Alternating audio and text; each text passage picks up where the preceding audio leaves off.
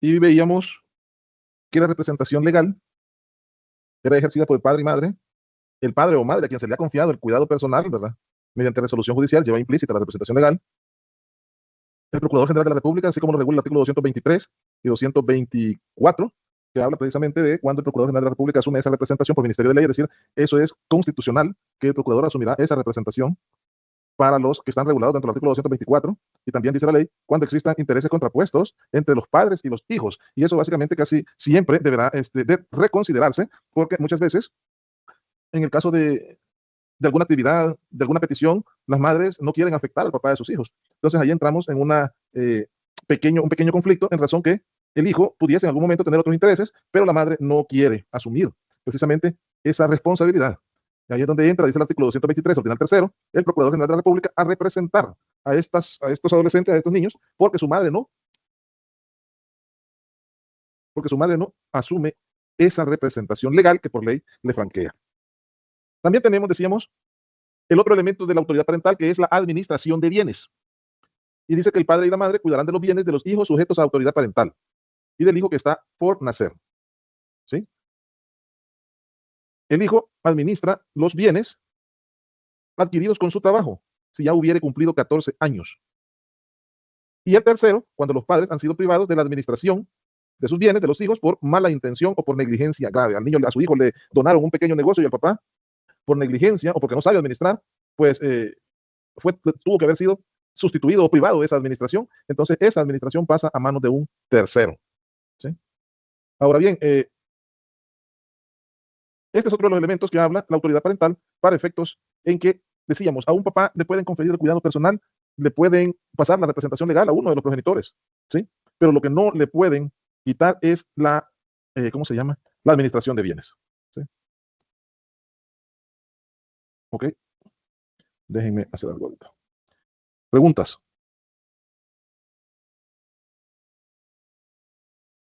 Veamos entonces qué pasa en aquellos casos, por ejemplo, en donde la persona, como decíamos al inicio, vamos a regresar un par de láminas, esta autoridad parental no la está ejerciendo de la mejor forma. Si este padre o progenitor, como se ve en la lámina, maltrata a su hija, esas son causales de suspensión o de pérdida de la autoridad parental. Eso quiere decir que él no va a ejercer rol, no va a tener acercamiento con sus hijos hasta los 18 años, porque hasta ahí llega la autoridad parental. De 18 años en adelante ya no hablamos de autoridad parental porque las personas se representan por sí mismas. Entonces, esta autoridad parental le será limitada a ejercer hasta esa edad. Ahora bien, la pérdida de la autoridad parental, como la suspensión, siempre dejan, ¿cómo se llama? Latente, siempre dejan vivo el derecho de esta madre o de este padre a pedirle una cuota alimenticia, aunque no ejerza los derechos que como padre le genera la ley. ¿Sí? Eso sí, no podemos obviarlo. Lo que no va a ejercer es un acercamiento. No va a estar presente en las clausuras, no va a estar presente en la orientación religiosa, no va a estar presente en la orientación de vida, pero en la obligación alimenticia sí va a estar. Ahora bien, las pérdidas y las suspensiones por la ley Crecer Juntos solamente pueden ser incoadas por la Procuraduría General de la República. ¿Sí? No puede un abogado particular iniciar un proceso de pérdida ni de suspensión. Todos están supeditados a ir a la Procuraduría, a que sea ahí a donde se les proporcione un abogado. Pero viene Elizabeth y me dice, pero yo no quiero ir a la Procuraduría. Bueno, entonces páguele a Oscar Rano, pues, como abogado, como su abogado. Pero Oscar Rano no va a poder promover. Muy abogado podrá ser, pero tendrá que ir a la Procuraduría en nombre suyo a pedir la asistencia de un abogado para que inicie el proceso. Porque así lo estipuló la ley Crecer Juntos. Antes de esa ley, pues, ¿cómo se llama? Lo podían hacer los abogados particulares. Pero ahora ya no es posible desde la vigencia de la ley Crecer Juntos, es decir, desde el 2023. Preguntas.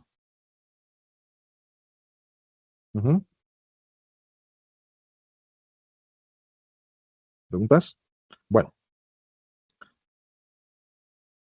en la lámina creo que estamos compartiendo, si no me dicen, se habla de la recuperación de la autoridad parental. Y esta recuperación de la autoridad parental está regulada precisamente por el artículo 245, 244 del Código de Familia. Pero hace énfasis a que, ¿cómo se llama? Va a ser vinculada a esas causas de suspensión. Pero ustedes deben de saber que el artículo 207, inciso cuarto, y el artículo 209 del Código de Familia también han hablado de suspensiones. Usted puede darle lectura a esos artículos y se va a dar cuenta que en el 207 dice que cuando se establezca la afiliación como oposición, se le va a, este padre, perdón, dice, no va a ejercer la autoridad parental. Pero le dice, en caso falleciera el que le está ejerciendo, entonces sí va a asumir el otro progenitor. Entonces ahí podría darse ¿qué? una recuperación de autoridad parental. ¿Por qué le digo que es una suspensión? Porque si hubiera sido pérdida, el legislador no hubiera dicho, después de muerto el otro progenitor, el otro va a entrar. Una vez se decretó la pérdida, se decretó la pérdida. Por eso es una suspensión la que tiene regulada el 207. Y el 209, ¿qué es lo que le dice? Si hay demasiadas desavenencias, demasiados desacuerdos entre los progenitores, ¿qué le dice la ley? El juez podrá decirle a uno de los padres que no ejerza la autoridad parental, pero le pone un plazo. ¿Cuál plazo le puso? 2 años. Es decir, que después de 2 años podrá recuperar el ejercicio de la autoridad parental. Es otra suspensión que anda por ahí en el código para efectos de si se configura nuevamente el escenario viable para este padre, pues vuelve nuevamente a ejercerla. ¿Por qué le digo? Se recupera. Si fuera pérdida, no podrá recuperarse. Así lo ha estipulado la ley. Ahora bien, decíamos también en una clase que había una prórroga o un restablecimiento. Después de lo que he dicho ahorita, una pregunta. ¿Podrá haber una pérdida de autoridad parental para un mayor de edad? Jóvenes, pensemos ahí, analicemos eso.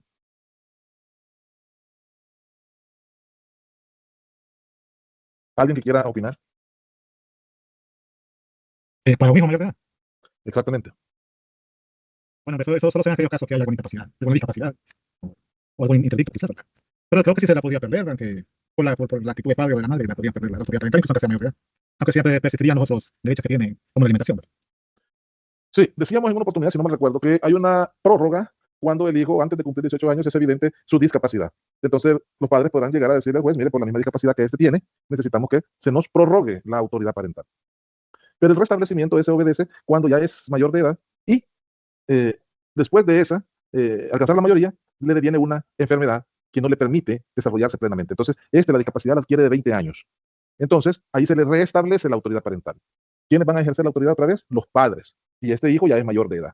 Pero decíamos que era un caso excepcional que una vez restablecida la autoridad parental, uno de estos padres maltratara nuevamente a su hijo mayor de edad. ¿Por qué? Porque el papá pues ya había dado, ¿qué? Una nueva orientación a su vida, ya su hijo ya era mayor de edad, y ahora nuevamente asumir ese cuidado, esa responsabilidad, esos gastos, él maltrata a su hijo mayor de edad. El otro progenitor, por maltrato, puede pedir que le decreten la pérdida o le decreten la suspensión. ¿Casos excepcionales? Sí, pero es cuando usted se pone como medio a pensar en la noche, que no puede dormir, y este caso, ¿podrá trascender a eso? Pudiera. Dígame, Víctor René Hernández. Sí, buenas noches, licenciado. Entendiendo un poco lo de la extensión de la autoridad parental con respecto a un hijo que tiene una incapacidad, ¿verdad? Entonces, esto prácticamente entendería yo, usted me corregirá, que casi que sería como para toda la vida, ¿verdad? De la persona, del hijo, pues, porque la discapacidad que tiene difícilmente, digamos, se va a recuperar, digamos, de eso. Entonces, no sé si la ley ya, cuando le da nuevamente la autoridad parental a los padres, en este caso, por lo que se ve, creería yo, casi que va a ser de por vida, porque el hijo, digamos, una parálisis o que quede ya en silla de ruedas, no pueda caminar, va a ser bien difícil que se recupere, ¿no? Algún tipo de terapia puede llegar a tener, pero me suena que puede ser casi que para ya toda la vida, hasta que tal vez los padres ya no estén. Pienso, no sé si estaré equivocado, gracias. Sí, no, de hecho, pues, como usted muy bien lo acaba de decir, la autoridad parental se restablece, o en aquellos casos en donde el hijo era discapacitado antes de llegar a los 18, la autoridad parental se prorroga y uno nunca sabe si podrá recuperarse, pero de no recuperarse, esa autoridad parental será ejercida para toda la vida. Pero vamos a entrar ahorita a un tema que me parece bien importante y es que si se da cuenta, la autoridad parental, la única obligación que no quita, aunque usted no la ejerza, son los deberes económicos. Porque al final, usted aportando una cuota alimenticia para su hijo, el otro progenitor puede muy bien sostenerlo pagando a una persona que cuide de él, si esta madre ya es mayor de edad y no tiene quien lo cuide. Pues sí, porque asumir el cuidado de una persona con discapacidad no cualquiera lo asume, ese es el problema. Pero si el padre aporta una cuota alimenticia, entonces no habría ningún problema. Y lo que usted dice, se lo trae a colación el artículo 200, veámoslo ahí, por favor. 259, ¿qué dice?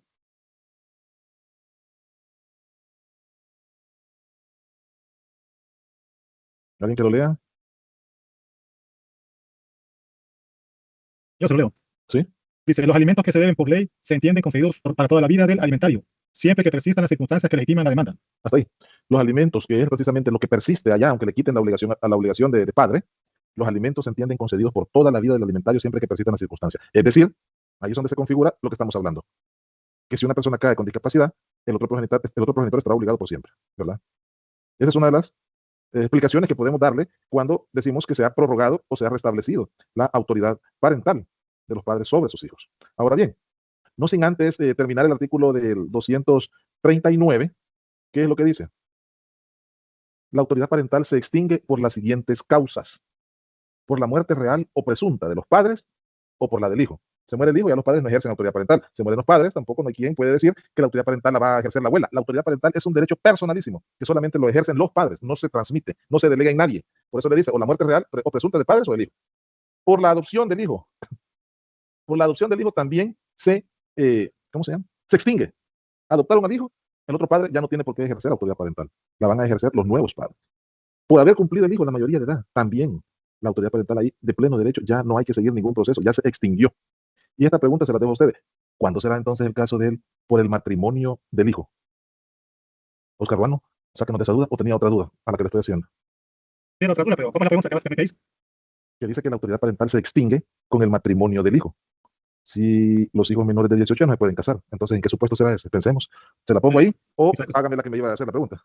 Bueno, esta que preguntó, quizás cuando son mayores de edad y se había prorrogado la autoridad parental y si se casan ya se extingue. Ahí, en efecto, una persona que estaba con alguna discapacidad y el padre había asumido continuar con eso, pero de repente alguien se enamora y se casa con esta persona, el padre, por el matrimonio del hijo, se le extingue la autoridad parental. Ahora bien, ese artículo no se reformó, porque esas son una excepción extensiva, pero antes, cuando los hijos se podían casar a los 16 años y a los 17 por tener un hijo en común, ahí se extinguía la autoridad parental. ¿Sí? El legislador lo dejó, pero por el supuesto que Oscar nos acaba de poner. Antes estaba ese supuesto, pero también estaba el supuesto en el que si se casaban dos menores y tenían un hijo en común, ya la autoridad parental de parte de los padres se extinguía. Dígame, Víctor, después Oscar. Gracias. Entendiendo esta línea que llevamos, si se va a extinguir la autoridad parental cuando se casa el hijo, se supone que anteriormente, aunque no se casara, pues tiene una discapacidad, pues y prácticamente los padres, porque no puede trabajar. Entonces, él se va a casar, digamos, que se case con una persona, digamos, que no tenga ninguna discapacidad. Me imagino yo que esta otra persona va a trabajar para que juntos pues, hagan su hogar y todo, y económicamente ya no va a depender de los padres que le estaban dando una extensión de autoridad parental. No sé si me entiende la pregunta, Lee. Como por decir así, un joven de 19, 20 años tenía su novia de colegio, pero cayó con una discapacidad, en un accidente de tránsito, y a los 21 años la novia dice, no me importa, me voy a casar de igual forma con mi novio, aunque tenga esta discapacidad. Ahí, como ya se le había prorrogado, perdón, ya se le había restablecido la autoridad parental de los papás, pero como ella quiere asumir ese cargo de esposa, ahí se tendría que quitar la autoridad parental restablecida a los padres, y con eso estaríamos dando cumplimiento a que se extingue la autoridad parental, ¿verdad? Y la esposa asumir como el cuido, el resguardo, la representación de su esposo. ¿Es así lo que me está preguntando? Sí, pero muy bien, pero la parte económica, porque como el hijo entenderíamos que la extensión de autoridad parental por la discapacidad, no, pero como se va a casar prácticamente económicamente ya va a ser como, dependiendo ya prácticamente, digamos, en este caso de la esposa. Eso es lo que no me quedaba claro. Entonces prácticamente sí se va a extinguir, pero porque prácticamente lo que usted acaba de decir es, la esposa es la que va a asumir esa responsabilidad y entra la parte económica también, ¿verdad? Sí, deme unos minutitos y cuando yo hable, ahí va a encontrar la respuesta y se lo voy a recordar. Oscar, Okay. cuéntame. Si tenía una duda en los casos, por ejemplo, en violaciones de menores incapaz o en estupro, ¿verdad? Sea con consentimiento o no, estos padres con esos hijos, o posibles hijos que tienen pasada, ¿cómo funciona la autoridad parental? ¿Existe, no existe? ¿O cómo funciona? ¿Cómo así, Oscar? Las niñas que fueron violadas. Sí, con consentimiento no, da igual, es lo mismo. Estupro o violación de menor incapaz. Salen embarazadas, obviamente tienen un hijo. ¿Cómo se relaciona o cómo funciona la autoridad parental si es que existe entre el padre y este niño? De hecho, si una niña es violada a los 16, 17 años, ya vimos ahí que en la lámina que la autoridad parental llega hasta los 18 años. Entonces, quiero ver, aquí está. Se extingue la autoridad parental de conformidad al artículo 239, creo que si no me equivoco, 239, la autoridad parental por haber cumplido el hijo la mayoría de edad. Si la niña fue violada a los 15, a los 16, el padre seguirá o no seguirá ejerciendo la autoridad parental. Definitivamente que sí, porque no ha llegado a la mayoría de edad. Mire, pero la embarazaron, la violaron, y tiene un niño y tiene dos niños. Sí, pero ella va a pedir la cuota alimenticia a la persona que la violó. Y también tiene derecho de pedirle cuota alimenticia a su papá, porque ella todavía sigue siendo menor de edad. ¿Alberti? Mire, pues, mi pregunta está enfocada en qué tanta validez puede tener ese matrimonio de una persona que es incapaz. Esa es mi pregunta. Es que vamos a otro punto, vaya. Buena pregunta. Fíjese que la Comisión de la ONU es un ente que habla de los derechos de las personas con discapacidad.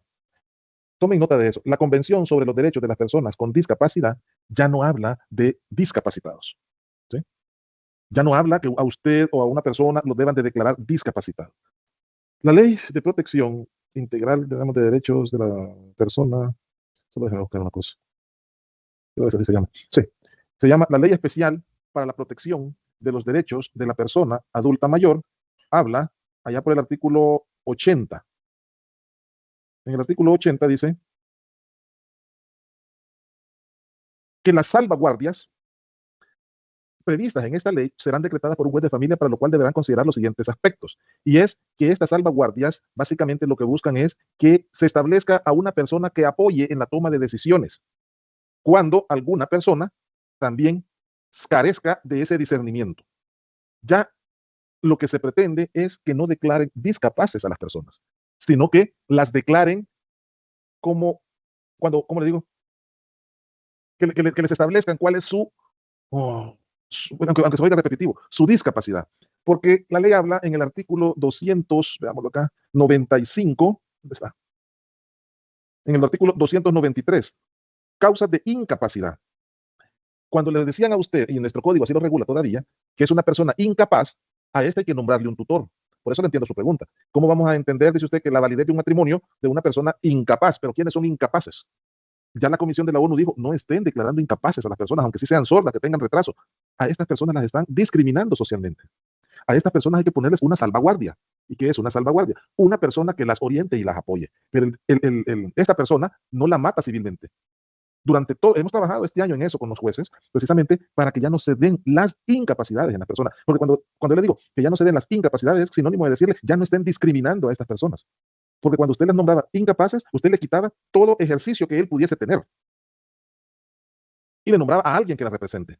Está bien, vamos a seguir con la misma figura, pero ya no vamos a declarar incapaz a estas personas, sino que se le va a declarar que tienen una discapacidad en su discernimiento, que tienen una discapacidad en su aparato, ¿cómo se llama? Motor, ¿verdad? La motricidad, que tienen algún trastorno, y para ello se ha designado a una persona que la va a apoyar.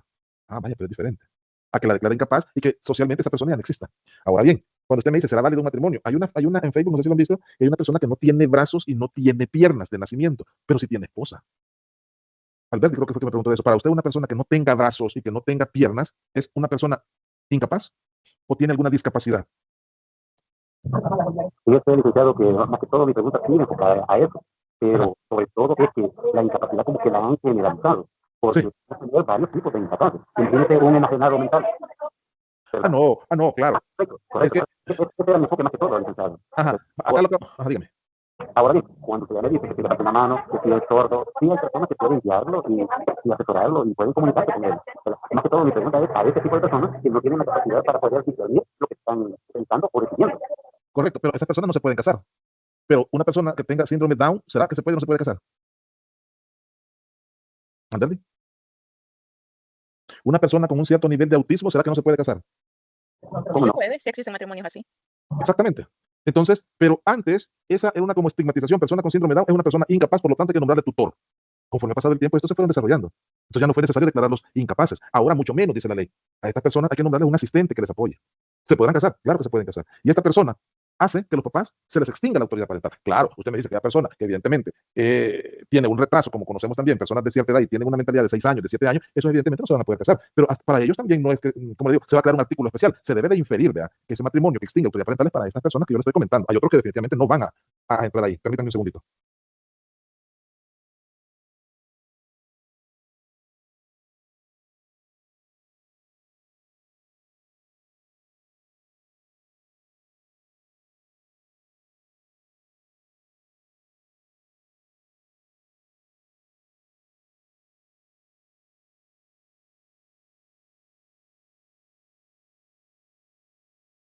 Compañero, no sé si soy yo o no se escucha. No Acaba se de decir escucha. que lo esperemos. Ok, perdón, gracias.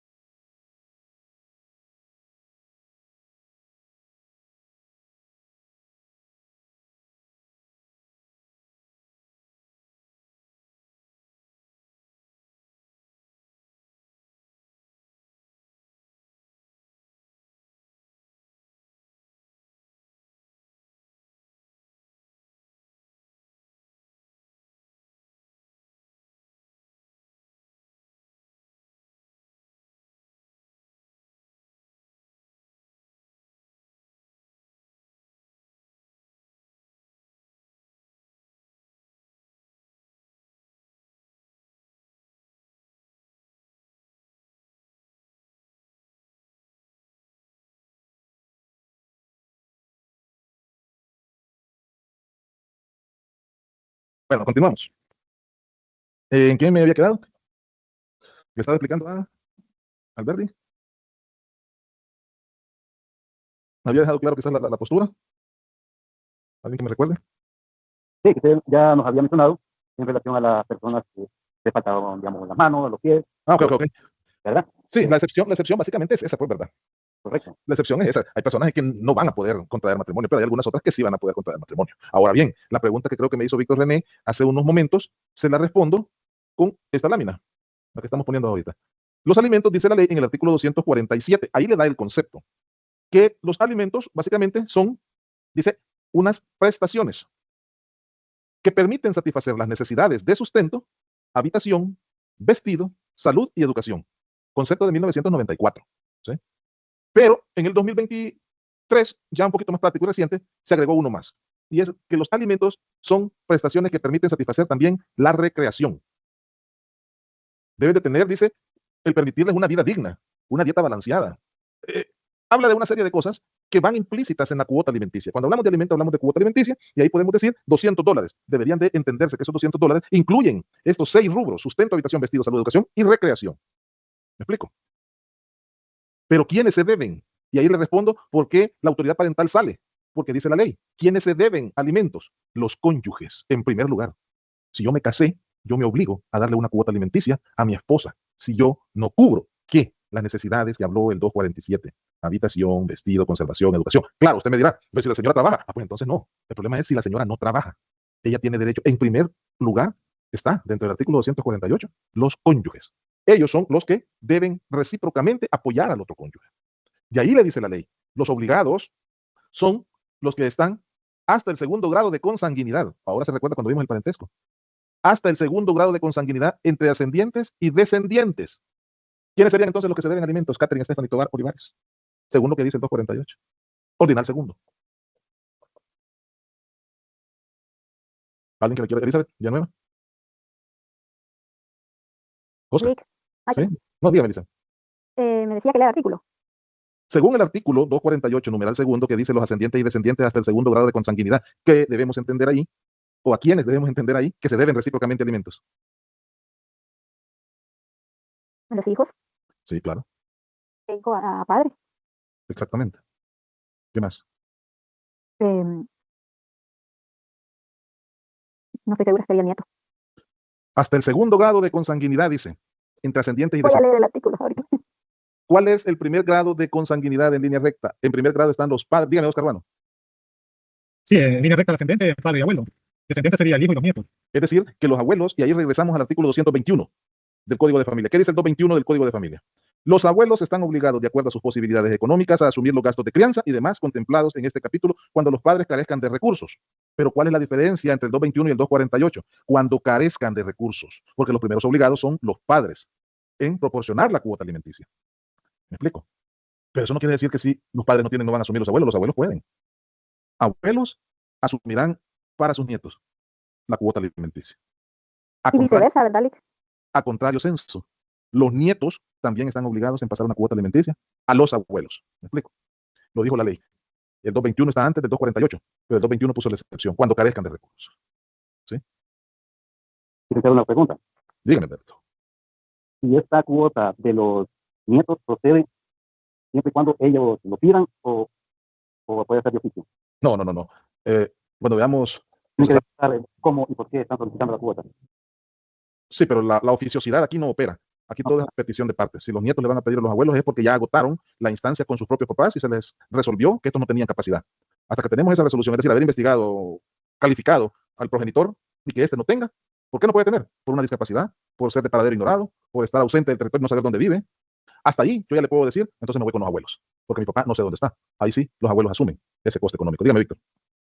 Sí, gracias, licenciado. Yo creo que, me acuerdo que este tema ya lo habíamos tocado, incluso también le hice la pregunta con respecto a la situación de la alimentación. Digamos que sí, le decía en aquel entonces que, digamos, el padre le exigía al hijo que lo mantuviera, pues, porque ya tenía una edad muy avanzada, ya no trabajaba. Pero este tenía su pensión, pues, ¿verdad? Y lo que usted acaba de decir, es decir, trayéndolo a colación de los ascendientes, en el caso, digamos, que los abuelos le pidan a los nietos que les den una compensación económica con respecto a lo que usted está diciendo, agotando la instancia, ¿verdad? Pero descubrimos, o más bien está que los abuelos sí tienen una pensión, pues, ¿verdad? Digamos, de ley, tienen, que les dan para por lo menos alimentos. Creería yo que, como nos lo dijo usted en ese entonces, no procede. No procede porque ellos no tienen ninguna situación económica que quede desamparados, ¿verdad? Gracias. ¿Cómo así, Víctor? Vale. ahorita estamos hablando acerca de que los ascendientes consanguíneos y descendientes en segundo grado estarían como en responsabilidad de, digamos, en el caso de un nieto, Sí. darle, digamos, alimentos al abuelo que no tiene nada, pero nada, una compensación, ni compensación económica, no tiene nada, prácticamente agotando las instancias, como dicen, ya averiguaron, nadie le da, digamos, una parte económica. Sí, pero el primer Ahí obligado está. de este abuelo, el primer obligado de este abuelo es su hijo. Ajá, vaya, tal vez me fui muy abajo, sí, digamos, pero a la parte mía es que si, digamos, el abuelo tiene una pensión, como me lo dijo usted en esa clase anterior, que, digamos, tiene su subsidio de pensión y él quiere exigirle al hijo como que no le procedería mucho, para darle la compensación porque él ya tiene. No, claro, claro. Salvo que sea una pensión exigua, ¿verdad? Salvo que fuera una pensión totalmente exigua de $80, $100. ¿Por qué? Porque no alcanza a cubrir, pudiese pedir el apoyo de su hijo, ¿verdad? ¿Me explico? Pero esas son excepciones también. Tendrían que Yo hacerse la... conozco un señor y que de pensión le dan $50 al mes. Pues si tiene un hijo que ahora gana significativamente, ¿por qué no le va a pedir? Es que vámonos y démosle vuelta a la ecuación. Cuando hablamos allá en el artículo 208, si no me recuerdo, veamos ahí, no me recuerdo que dice, de que si el hijo llega a la mayoría de edad, ¿cuál es el artículo? Es 207 u 8. No, el 8 es 211, vea, 211. Inciso tercero. Si el hijo llega a su mayoría de edad y continúa estudiando con provecho, tanto en tiempo como en rendimiento, se deberán proporcionar alimentos hasta que concluya sus estudios. ¿Y usted cree que este estudiante va a estar 19, 20, 21, 22, 23, 24, 25 años solo con la cuota de $50 que le da el papá? Él también tiene su trabajo. Y la cuota alimenticia que el padre da es para coadyuvar otro tipo de gastos, pero el hijo no necesariamente va a estar a expensas solo lo que me da mi papá de cuota. Él también trabaja. Ecuación inversa. El abuelo también recibe una pensión de $50, sí, pero no alcanza a cubrir sus necesidades. Ahí entra aquella persona de sus hijos a la que puede él también, pues, aportar una cuota alimenticia. No sé si me explico, señora Víctor. Quiero que no veamos las cosas como que están escritas en piedra. En este tema que estamos viendo ahorita es bien sensible y yo no puedo dar una respuesta a ciencia cierta porque cada caso en particular tiene sus propias variables. Dependiendo si la pensión del señor es de $300, ¿cómo le va a llegar a pedir a una persona? ¿A su hijo? No. Pero si la pensión es baja, sí pudiera. Ya le expliqué la ecuación inversa. Ahora bien, no sé si preguntas. ¿Quiénes más se deben alimentos? Dice la ley. Los hermanos se deben alimentos. Pero usted dirá, pues sí, pero los hermanos somos de la misma edad. Dígame, Luis Alonso. Buenas noches, Lick. Y bueno, y en este caso, ¿qué pasa si un joven, digamos, llega a sus 25 años y él dice, no, yo quiero continuar estudiando, sale de una carrera y inicia otra, pero no busca trabajo, sino que quiere que los padres continúen cargando con sus estudios? A eso no le pone límite lo que es la ley, porque una persona con 25 años arriba y no tiene aquella iniciativa de trabajar, es complicado, porque entonces, no sé, esa es mi percepción, como que si estaríamos ante una situación de que el joven no es una persona que le guste trabajar, sino que lo mantengan. No sé si en ese caso puede haber algún límite de lo que le ponga la ley. Ahora bien, le pregunto yo, Luis Alonso, ¿a qué es, académicamente, vea, qué se entiende por profesión? Cuando usted termine la universidad, la licenciatura en ciencias jurídicas, ¿ha alcanzado la profesión o no la ha alcanzado? Pues tendría para mí alcanzar es, digamos, graduarme. Sí, no, correcto. No, vámonos hasta el grado en que usted ya es abogado autorizado. ¿Ha alcanzado su profesión o no? Exacto. ¿Y qué dice la ley? Dice la ley, hasta que concluya sus estudios o haya adquirido profesión u oficio. Después de que usted se autoriza como abogado, viene y le dice a su papá, soy abogado, papá, pero hoy quiero estudiar ingeniería. ¿Qué estaría haciendo usted ahí? ¿Adquiriendo otra profesión a la que ya concluyó o no? Y eso no lo reguló la ley. No lo reguló la ley, eso. No, me refiero yo que ya no le dijo la ley saque 2 carreras. Le dice, ¿alcanzó la profesión u oficio? Sí, yo soy abogado. Bueno, hasta ahí. Mire, pero yo quiero sacar ingeniería. Así parece ya es por tu propio gusto. Yo alcancé tu profesión, hasta ahí llega mi obligación. Papá, pero quiero sacar un doctorado. Es que esa no es parte de la profesión. La profesión llega hasta que te graduaste, te autorizaste de ingeniero, de médico. Pero es que yo quiero ser un médico internista, después un médico cardiólogo. Sí, pero yo ya te saqué de la profesión, que era que te graduaras de la universidad. De lo demás ya no me lo puedes exigir. ¿Sí? No sé si Bueno, y lo traigo a colación porque conocí un caso donde el papá era administrador de empresas, la mamá era doctora y ambos, papá y mamá, se dedicaban también a lo que es la docencia universitaria. Pero tenían un hijo como de 30 años, ya había sacado una carrera, pero él no se dedicaba a trabajar, no que a fumar marihuana y les obligaba a que ellos lo mantuvieran. Ahora bien, Entonces, ¿qué profesión tenían los papás? uno era como administrador de empresas, decía que era, y la otra señora era doctora en medicina. Definitivamente no eran abogados. Y al no ser abogados, evidentemente desconocen, pues. Ahí fue donde probablemente se aprovechó. Que naturalmente un padre siempre va a tratar de esquinear al hijo, toda la vida, sí, lo vamos a apoyar, no hay problema. Pero porque me nace, no porque me lo obliguen. Y él ya le había sacado una carrera, vaya papito, vaya volando, a Huequelala, busque trabajo, ¿sí? Pero él no estaba en la obligación. Por eso le pregunté qué profesión tenía. Usted como abogado, que ya va a salir Luis Alonso y venga su hijo, vaya papá, ya llega a los 30, ahora págame otra carrera. Dijo, pero si ya sacaste una, ya te pagué inglés, sí, pero yo quiero sacar otra y ahora, ¿ya sé de cuánto? Esta dura 6 años. No, usted que le va a decir, no, un momento. Hasta ahí sí ya no puedo. La profesión ya te la saqué y hasta ahí llega mi obligación. Ya otra ya no, esa coste se lo usted dijo. La maestría, papá, páguesela. Oye, ya con una profesión usted puede trabajar. Pero no hay trabajo, ponga su oficina, ¿sí? Muchísimos que no encuentran trabajo y son profesionales, ponen su clínica, ponen su oficina, ponen lo que sea, porque ya se pueden defender, pues ya tienen. Claro, si la universidad la pasaron de noche y nunca la entendieron, ese es otro problema. ¿Qué decíamos ayer con un amigo? Que cuántas personas están pagando cursos en Zoom, en Meet, $30 o $40, qué sé yo, no sé, para reforzar temas que en la universidad ustedes pueden explotar. Yo no digo, hay muchos docentes que son muy buenos, explótenlos. Yo probablemente no lo sea, como lo son muchos, pero explótenlos para que no terminen después pagando cursos. Ahorita es el momento, son 6 meses en los que podemos rebotar. Si usted me dice, mire, pues vamos a hablar de matrimonio, ya, vamos a hablar de matrimonio, pero ya van a ser 2 fines de semana, 3 fines de semana y se acabó. Ahorita es cuando usted debe de aprender a nadar. Por eso es que le digo, usted quiere la profesión y si allá después se fue un ingeniero y ni siquiera hacer un plano aprendió, porque yo de la otra universidad yo veo. Hay unos que están estudiando medicina, pero pues, que ahí se la pasan más con la pareja que en clase, tirados en el suelo oyendo música. Y digo, pues, ¿qué van a hacer los médicos que van a curar a los hijos de uno? Pues? Tristeza. Pero ya exigir más de eso no se puede. Dígame, Giselle. Licenciado, yo tengo una pregunta. Bueno, es referente a un caso, que el muchacho cumplió los 18 años. Él Sí. quería trabajar desde que era menor de edad, Sí. pero la mamá le insistía que todavía no, porque todavía era menor de edad. Al cumplir los 18 años, este muchacho empezó a estudiar, a irse ganando un poquito de dinero porque decía que él necesitaba comprar sus propias cositas.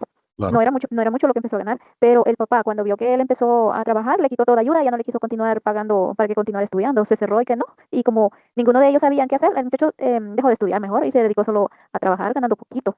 Pero por eso le decía, Elizabeth, Hoy sí ya le entiendo eso, pero en ese momento no lo entendía. 19 años puede tener un joven y puede ir a trabajar, pero si lleva la educación a la par, el padre está obligado hasta que termine. Si es que lo que está haciendo el hijo es cubriendo otro tipo de gastos. Ayudándose. Ujú. Exactamente, exacto. Pero la educación esa la está pagando, la universidad la paga el papá. Pero él ya no está obligado a comprarle zapatos, eso que los compre él. Él está pagando educación, porque así dice la ley. Dígame, Tania. Una consulta, licenciado. Fíjese que a mí me dio un caso de un joven que tiene un problema de salud. El papá nunca le ha ayudado. Él ya va a cumplir los 18 años en marzo del otro año. Ya fue a la Procuraduría y le hicieron el cálculo de lo que le debe, pero no le hicieron el cálculo retroactivo desde que él no está con el niño, porque ellos se separaron, se divorciaron, perdón, cuando el niño tenía 4, el niño tiene 17. Sí. Y solamente del 2023 para acá es que la mamá le dijeron a la Procu que puede pedir, ya le quedó la cuota de $50, pero el joven tiene un problema de salud bien grave porque tiene un tumor cerebral y la mamá todo el tiempo lo ha mantenido con una válvula en el cerebro. Entonces la mamá ha cubierto prácticamente todo, salud, educación y todo. El joven ya se va a graduar este año de bachiller. Ujú. Entonces, señora, me hacía la consulta, 2 cosas me preguntó. Si se puede hacer retroactivo lo que todo el tiempo que no le pagó desde que el niño tenía 4 años, y la otra pregunta es, cuando el niño ya tenga 18 años, él piensa estudiar en la universidad, siempre y cuando su salud no se desmejore, porque realmente el tumor no se le puede extraer. Es un tumor en uno de sus lados, que de hecho por eso le pusieron la válvula, porque le dijeron que no lo pueden tocar por el lugar en donde está. Entonces mi consulta es, ¿el joven, en ese caso, la mamá sigue con el proceso, o cuando el joven ya tiene 18 puede seguir con el proceso y puede ser retroactivo desde que el niño tiene los 4 años? Fíjense, Tania, de que no, lo que hacen es casi básicamente cambiar la legitimación procesal. Ahorita, ¿quién es la que está legitimada en representación de su hijo por ser menor? La mamá. Pero una vez que el niño no tiene ninguna discapacidad que le imposibilite que alguien lo apoye y él se da a entender, él va a continuar con la cuota alimenticia. Pero no es que va a continuar como a iniciar un proceso, no, la que ya tiene ahorita legalmente establecida, esa es la que va a seguir. ¿A dónde va a entrar él? Probablemente cuando pida un incremento de una cuota, a la que le va a dar continuidad a la que viene, pero ya representándose él mismo. Ahí es donde entra esta persona. Ahora bien, usted me dice, ¿y se puede hacer retroactivo? Fíjese que lo perdió, ella lo perdió. De que se puede, no hay forma, pero hay otra pretensión conexa que yo siempre recomiendo para que lo hagan, ustedes que van como litigantes, para buscar un beneficio a estas personas, y es iniciar un proceso judicial y pedir la indemnización por daño moral, como un resarcimiento a aquel daño extrapatrimonial que causó el progenitor al no haber asumido el que no asumió el ejercicio de la autoridad parental. Lo reconoció, pero nunca la asumió. ¿Le causó o no le causó un daño a este niño en las reuniones de padres de familia, en andar con los amiguitos allá en la Gran Vía, en el parque? Todos se reían del niño. El niño pudo haber estudiado en un mejor colegio, pudo haber andado en mejores zapatos. Eso al niño le causó un daño. Pero viene hasta ahora, a los 10 años, a pedir alimentos. La ley dice en el artículo 253, si no mal recuerdo, espérame que dice, la obligación de dar alimentos es exigible desde que los necesite el alimentario, pero se deben desde la fecha de la interposición de la demanda. Es decir, que los alimentos van a posteriori, cuando usted inicia un proceso. Pero por eso, para irse para atrás, hay que pedir ¿qué? Un resarcimiento al daño. Y eso está básicamente regulado ya en la jurisprudencia. Pida daño moral, no es una cuota alimenticia retroactiva. Quiero que quede claro, lo que usted está pidiendo es un resarcimiento por todos los gastos y el daño que le ocasionó. No es cuota alimenticia, la cuota empieza de aquí en adelante, no de aquí para atrás. Esa es otra indemnización a la que yo les sugiero que pidan, para el efecto de que en algo se pueda beneficiar a ese progenitor. No sé si me doy a entender. Okay. Sí, y en ese caso es acción privada, o sea, es por medio de un abogado particular que lo hace en juzgado de familia. No lo puede hacer ella, por ejemplo, si no tiene recursos por medio de la Procu. Ay, sí se puede, Tania, Bueno, pero eso sería el cuando, joven, ¿verdad? lo otro, no va al juzgado de familia esto va a los juzgados de niñez y adolescencia porque los alimentos, todas las pretensiones en donde se ven vinculados menores de 18 van a los juzgados especializados de niñez, de 18 para arriba quedó los juzgados de familia. Ahora bien, en materia de familia y niñez, la procuración es obligatoria, debe de pagar un abogado particular, un socorro jurídico y que sepa de vincular estas dos pretensiones, porque si no lo saben solo van a ir a pedir alimentos, y en la procuraduría, generalmente como ya está reconocido, siempre le van a sugerir que lo hagamos vía administrativa. Al hacerlo vía administrativa, perdemos el daño moral, porque vía administrativa él va a llegar y nosotros no estamos facultados para dictar una resolución que incluya el daño moral. Entonces lo vamos a fijar cuota alimenticia. A no ser que usted llegue con aquel previo conocimiento y le diga, mire, pero que yo sé que ustedes también pueden en algún momento llevarlo administrativo, pero también pueden llevarlo judicial. Yo no quiero administrativo, yo lo quiero judicial porque quiero pedir el daño moral. Ah, bueno, usted ya llega con un preconocimiento por haber estado precisamente este día en la clase. No sé si me doy a entender también. Sí, gracias. Ok, dígame Luis Alonso. ¿Y cómo puedo probar el daño moral? Porque, vaya, ya hablamos de que las cuotas, si no se interpuso una demanda por alimentos, con un tiempo, la persona dejó de cancelar, cayó en mora, y esa mora hay que cobrarla hasta con el tiempo. Pero usted le explicó a la compañera de que ya no se podía hacer retroactivo, pero sí se podía interponer demanda por daños morales. Y esa cosa, ¿cómo se puede plantear ante un juez? Porque hay que tener prueba para interponer esa demanda. Ok. Porque toda demanda, para que sea admitida, tiene que tener elementos de prueba. De lo contrario, puede ser que no se admita por considerarse que no existen los elementos necesarios, útiles para hacer admitida la demanda. Entonces, mi pregunta es, ¿cómo puedo agarrar elementos? Estamos ahorita en una clase, pero en la práctica puede darse. ¿Y cómo puedo agarrar elementos de prueba para eso? Vamos a hacer una cuestión analógica. Del segundo nivel viene usted en invierno. Se ha fijado que hay una grada que van a dar cabal donde se parquea el señor decano, ¿verdad? ¿Qué tal si usted en invierno viene y se cae de ese segundo nivel y va a dar cabalito allá a la llanta del carro del señor decano? Casi rodadito. Ese daño que se ocasiona a usted es un daño físico. Pudiese en algún momento tener un daño psicológico, porque usted quedó así como medio trastornado, y pasa con la psicóloga, y la psicóloga le dice, no se preocupe, eso nos pasa a cualquiera, todo el tiempo la gente se cae, y no solamente es usted, se han caído otras personas, y a todos al final les da risa, porque a todos les causa gracia el error que cometieron, y usted dice, sí, pero es que no soy el mismo de ellos. Está bien, gracias psicóloga, ya con sus tratamientos me voy recuperando. Y me regala unas facturas, sí, yo se las doy, usted me ha pagado tanto, y también me da mi diagnóstico, también. Tiene prueba documental, tiene pruebas de gastos. Pero le preguntamos a Raúl Asensio, ¿vos estuviste en la UMA? Sí. Fíjate, te acordás de un chero que se cayó y que rebotó y que fue rodando hasta la llanta del carro del decano. Sí, hombre, pucha, no me acuerdo el nombre, pero ya sé quién es. Ese daño moral que usted va a cargar siempre, ese no se lo curó la psicóloga. Ese daño que a usted se le ha generado, que cada vez que va caminando y se regresa a la U y están los compañeros o los que trabajan acá, usted siente que todo el mundo se lo come con la mirada, ¿verdad? Ese daño causado por esa caída requiere de un resarcimiento. Ese daño moral no requiere prueba, porque ese solamente lo siente usted. No sé si me voy dando a entender, Luis. Igual pasa con un niño. El daño material que la madre hizo en pagar colegio, útiles, uniformes, eso lo tengo probado. Pero el daño emocional, el que va a la psiquis, que va a los sentimientos de ese niño, vaya y pregúntele a cuánto asciende, o que me diga una psicóloga cómo me cuantifica ese daño. Dijo la jurisprudencia, el daño moral no requiere de prueba. Basta con que se legitime o se logre materializar dentro de un proceso aquel daño que de manera injusta le causó alguien a esta persona. ¿Este señor le causó un daño injusto a su hijo? Sí, porque desde que lo reconoció, él ya era papá, él ya tenía obligaciones con relación a la autoridad parental. Ese daño injusto, si yo logro probar que él no las ejerció y yo tuve un nivel de vida diferente al que hubiera tenido si hubiera asumido su rol, ese daño es el que yo le estoy pidiendo. Cuantifíquelo. Yo le pido $100,000, señor juez, porque eso nadie me lo va a resarcir como yo lo viví. Puede ser que otro diga, a mí me da igual para qué tener un papá como ese. No. Sí, los sentimientos no son los mismos, como los pueda percibir una persona. ¿Ya? Hay un daño, sí, pero depende de cómo los pueda cuantificar usted. Hay personas que son insensibles, hay otros que no. Las niñas, sobre todo. No sé si me he dado a entender. Sí, correcto, sí. O sea, es que ese es el daño que es psicológico prácticamente. No, O sea, el daño psicológico es otro. El daño moral es otro. El daño psicológico sí hay prueba, y en ese daño, o sea, que en ese daño existe diferencia en eso. definitivamente. Porque yo de llegar a decirle, mire, yo me siento mal porque mi papá nunca me ayudó, nunca me reconoció con mis gastos y cosas por el estilo ante el juez, ¿verdad? ¿Cómo le pero puedo llamar ese daño? Porque no me reconoció, no me quiso ayudar, me ignoraba, me veía en la calle y no me ayudaba, y o sea, no me tomaba en cuenta. ¿Cómo le puedo llamar ese daño? Eso es un daño extra patrimonial. Pero la premisa para que usted pida daño moral es, y esto sí lo pueden escribir, lo que veíamos en el divorcio. Nadie está obligado a causarle daño injusto a otra persona. Si lo hace, hay daño moral. Porque nadie está obligado a hacerle daño a usted. Y si lo hace, ahí es donde nace el daño moral. En un matrimonio, una muchacha de paquete, 18 añitos, de casa, se casa con un tipo, viene la maltrata, le pasa 1, 2, 3, 4, 5 mujeres enfrente, la golpea. ¿Hay o no hay daño moral? Para ella, él era su príncipe azul. Después de la vida que le dio, moralmente se la acabó. ¿Cómo queda tildada en la colonia? ¿Estaba esta persona con derecho de hacerle daño? No, es que nadie está obligado a hacerle daño a otro. De manera injusta, ¿se la hizo? Sí. Lo voy a probar. ¿Cómo? Para mí ese tipo era el hombre ideal. ¿Le causó daño? Sí. Pide daño moral. Ah, ok. Pero fíjese que de tantas cosas, pues chica, yo no podía dormir y después de eso, ya no comía, me dio mi anemia, porque todo el tiempo pasaba pensando en eso, pero pasó con una psicóloga. Sí, ese daño psicológico. No se confunda. A usted le mataron aquellas fibras sensibles que como mujer tenía. Sí, pero fíjese que debido a eso, tuve otras consecuencias. Sí, pero esos son tratamientos, se pueden sobrellevar con tratamientos psicológicos. La resiliencia, se empoderó, volvió nuevamente, sí, pero fíjese que aquel daño que me causó ese tipo jamás he querido ver a un hombre. No, porque moralmente se le acabaron, sí. Dos daños completamente diferentes. Luis Alonso, no sé si me doy a entender. Sí, perfecto. O sea, le entendí, hay un gran cambio entre uno y el otro. Lo que pasa es que el daño que causa una persona a otra, hay que ver el origen. Yo le puedo causar daño a mis hijas desde el momento en que las fui a reconocer. Desde ese momento yo estoy obligado a ejercer un rol. Pero nunca me acerqué a su vida. Y me vengo a acercar a los, 13 años. Sí, papá, pero vos nunca me has ayudado. Nunca has estado cerca de mí. Emocionalmente me has matado. Nunca has pasado psicólogo. No. Pero nadie sabe lo que llevo dentro. Ok, entonces ese es un daño moral. Yo ese es el que te estoy pidiendo, papá. Necesitas pruebas. ¿Y cómo te lo pruebo?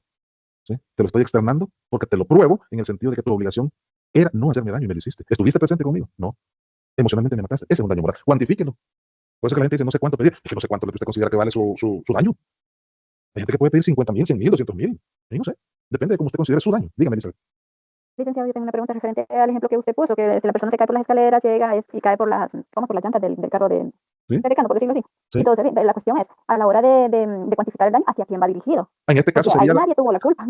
No, cómo no. En este ¿Ok? caso, la indemnización del daño moral sería a la universidad, porque la Ah. universidad tuvo que haber previsto que usted no se cayera, poner Ok. antideslizantes, ustedes las mujeres, yo no sé, porque estoy medio despistado, yo no sé si esas gradas tienen para los tacones, y se vayan ustedes, tacón de clavo que le llaman, no sé, y se Sí. traba y de repente sale y usted tengo una falda y todo el mundo, puchica, mira cómo se ve la señora, mira cómo se ve la muchacha, miren todo lo que enseña. Ajá. Pucha, ¿quién le rezarse eso? La universidad tuvo que haber previsto no poner ese tipo de cosas, porque le podía, ellos tienen que ir más allá. Si yo pongo esto, le puedo hacer daño a alguien. ¿Me Ok. explico? Gracias. ¿A quién voy a demandar? A la universidad.